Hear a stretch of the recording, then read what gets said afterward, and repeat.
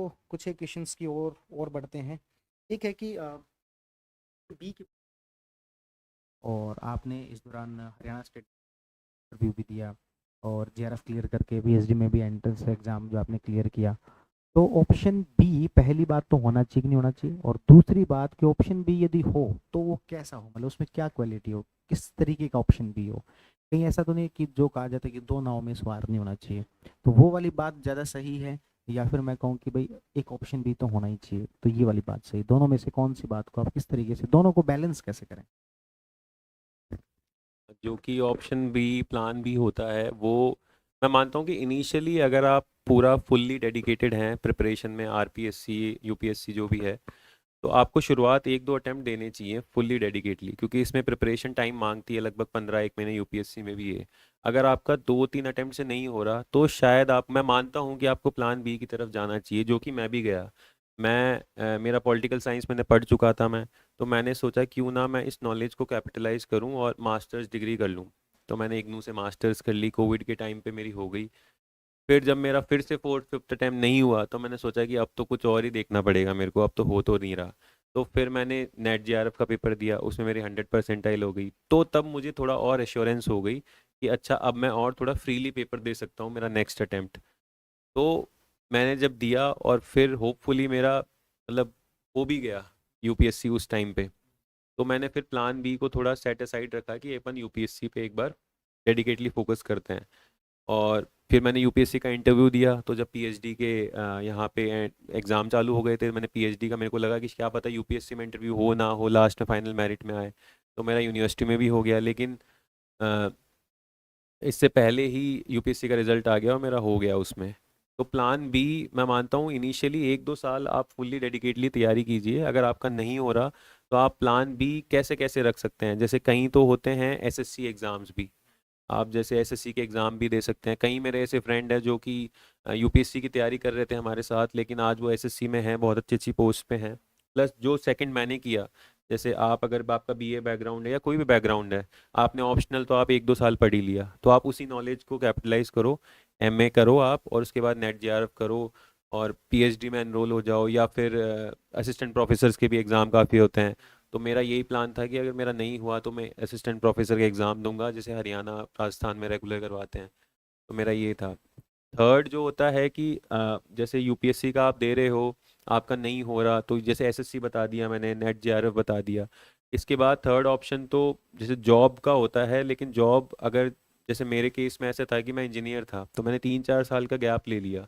तो इस मार्केट में हमारे वाले में फिर वो डिमांड नहीं होती कि वो 3-4 साल का गैप हो जाता है। फिर तो आपको कुछ पार्ट टाइम जॉब करनी पड़ेगी। तो उस पार्ट टाइम जॉब में भी मेरे काफ़ी ऐसे दोस्त हैं जो पार्ट टाइम जॉब भी कर रहे थे और पढ़ाई भी कर रहे थे, और आप आज सिलेक्शन भी लेके बैठे हैं।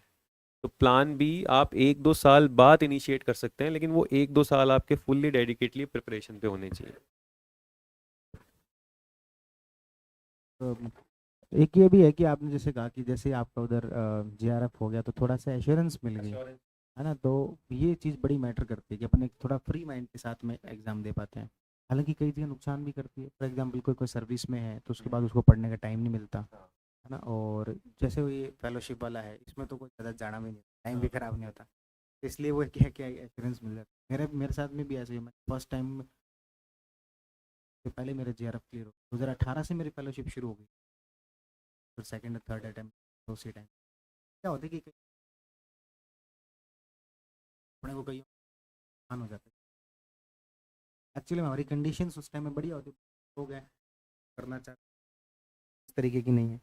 या फिर मान लो वो जॉब में चले गए तो फिर वो इतना ज़्यादा बिजी हो गए कि उसके बाद पढ़ने का टाइम नहीं मिला।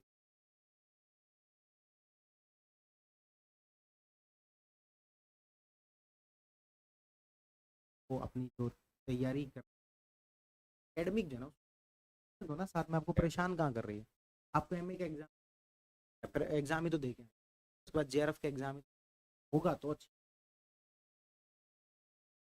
स्टेट पीसेस वाला अलग हुआ, अलग स्टेट अलग अलग स्टेट पीसेस हैं क्योंकि हरियाणा और हाँ हमारे सर टेरिटरी सराउंडेड में है जो सब स्टेट।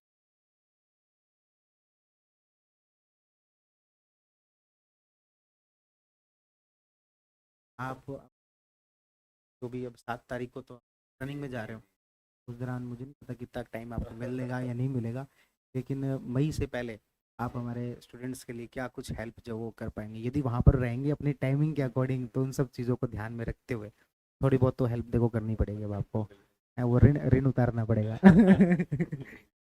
आपका तो बहुत ज़्यादा है ऋण हमारे ऊपर।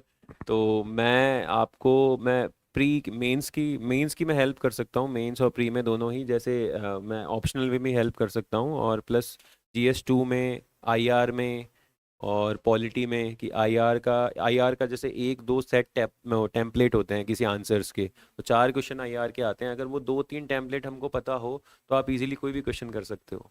तो मैं GS2 में और पॉलिटिकल साइंस में मदद कर सकता हूँ।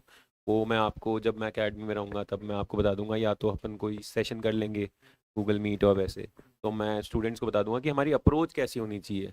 अप्रोच, क्योंकि मैं इतना पढ़ा तो नहीं पाऊंगा, लेकिन मैं अप्रोच बता दूंगा आपको। अगर एक बार अप्रोच पता लग जाती है तो आधा काम तो वहीं काम हो जाता है अपना पूरा। तो इसमें मैं मदद कर पाऊंगा। इन वीडियो की तो अभी मेरे दिमाग में आई रही है, वो तो हम पक्का अभी आपसे वादा करवा ही लेते हैं। एक तो कि GS2 में ये जो आपके ऑप्शनल जो है पॉलिटिकल साइंस, उसमें हमें कम से कम 2 से 3 घंटे में एक एक पॉइंट के सिलेबस, एक एक पॉइंट को लेकर डिस्क्राइब करो कि क्या चीज़ कहाँ से पढ़नी चाहिए, इस टॉपिक में इस चीज़ का ध्यान रखना चाहिए, ये वाली चीज़ यहाँ से जा।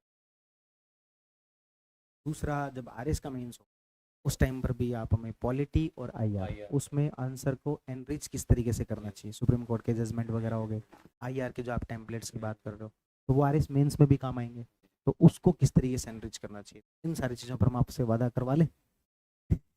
कॉपी जो इस साल जो मेंस में लिखी है मैं शेयर कर दूंगा। तो आप जो भी हैं, आप उन कॉपीज़ को देखना। हो सकता है उसमें बहुत गलतियां हो, आप देख के लगे आपको कि ये डेटा गलत है, लेकिन बस आप उस कंटेंट से बढ़िया प्रेजेंटेशन देखना। क्योंकि मुझे इस बार बहुत अच्छा लगा कि मैं मतलब अलग अलग तरीके से प्रेजेंट कर रहा। मैं आशीष की भी कॉपी शेयर करूंगा। हम दोनों ने बहुत ही अलग अलग तरीके से आंसर्स लिखा, हमने कन्वेंशन सेंस में नहीं लिखा। तो आप उन कॉपीज़ को देखना और फिर ट्राई करना कि कैसे एक सेट इंट्रोडक्शन होता है, और कैसे टेबल फॉर्म होती है, कहाँ फ्लो चार्ट बनते होते हैं, कहाँ मैप बनाना होता है। तो वो सीखना आप उससे। टोपर्सकोपी की बात की पहले भी आपने डिस्कस किया था कि भाई आपने टोपर्सकोपी को बहुत ध्यान से देखा, तो वाकई में ये चीज़ बड़ी हेल्प करती है। उसमें एक तो आपको ये पता लगता है कि भाई कैसे आंसर लिखने हैं। दूसरा, यदि किसी टॉपर ने बुरा लिखा है ना, तो अपने को ज़्यादा अच्छा लगता है कि यार ये तो मजा आता है। इससे अच्छा तो मैं लिख लेता, इनका हो गया तो अपना तो पक्का ही हो अपना जाएगा। हो जाए। तो वो आपको कॉन्फिडेंस भी देता है और आपको लर्निंग भी, तो लेकिन दोनों वही है ना, 8 दे बेस्ट। पाएंगे, 4-5 हाँ, थोड़ी तो बहुत बस तो। वही सभी के साथ ऐसा ही होता है कि 20 क्वेश्चन में से 20 सात के आठ 20 ही ही अपन आते हैं। बेस्ट दे पाते हैं। हाँ, 5-7 एक एवरेज लिख लेते हैं, एवरेज 2-4 में तो हर एक कोई घास काटे। मतलब आप टॉपर की फर्स्ट रैंक वाले की कॉपी देख सब लोगे तो वैसे ही उसमें करते हैं, भी ऐसे सब ही वैसे ही। मिलेगा। 20 के 20 क्वेश्चन वो 3 घंटे में लिखना उस प्रेशर के जी अंदर, जी और जी। इंस्टेंट लिखना इंस्टेंट, हाँ। इतना एकदम आसान से होने में समझ कितने लगाना होता डायमेंशन, बाहर बैठ के चीज़ें। है। और तो बहुत अच्छी है, आसान होती है। चलिए ठीक है, तो ये अपना पूरा जो बातचीत थी बहुत ही बढ़िया लगा, बहुत ही अच्छे तरीके से जो दीपक भाई ने एक से बताया। अपन जो वो बाकी जो आपकी बार जब भी कल के लिए तो इन्होंने ये बाकी जो वादे किए हैं वो तो पूरा करना ही पड़ेगा इनको। ठीक है, तो इसी के साथ अपन बातचीत को करते हैं। Thank you so much.